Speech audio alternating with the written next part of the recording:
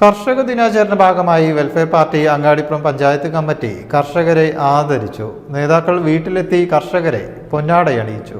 ഓരാടംപാലം 10ാം വാർഡിലെ ക്ഷീര കർഷകൻ മലയിൽ റഷീദ്, കേര കർഷകൻ പേരയിൽ സൈദാലി എന്നിവരെയാണ് ആദരിച്ചത്.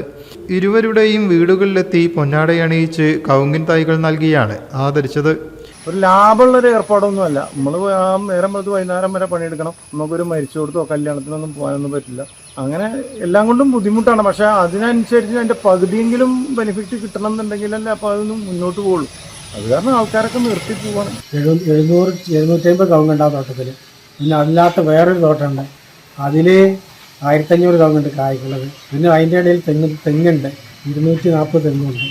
അപ്പോൾ അതെല്ലാ നമ്മളെ മരങ്ങളും എല്ലാം തന്നെ എല്ലാവരും ഒരു മാതൃകയായിട്ടുള്ള കായ ഉണ്ടാകുന്ന അതാണ് ഒരു പ്രത്യേകത. അത് നോട്ടത് മാതിരിയാണ്.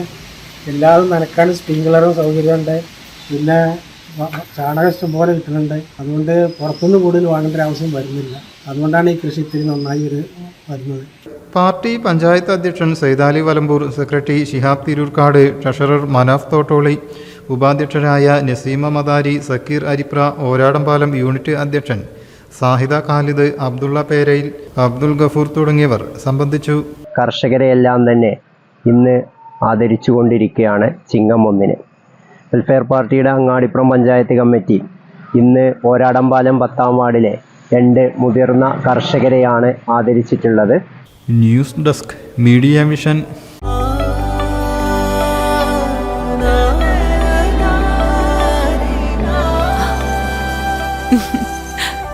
ആചാരങ്ങളും ആഘോഷങ്ങളും പലപ്പോഴും പലതാണ്.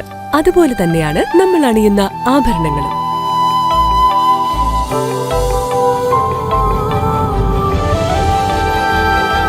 ജീവിതത്തിലെ ഓരോ നിമിഷങ്ങളും അവിസ്മരണീയമാക്കുന്നു ആസാദ് ഗോൾഡ് ആൻഡ് ഡയമണ്ട്സ്.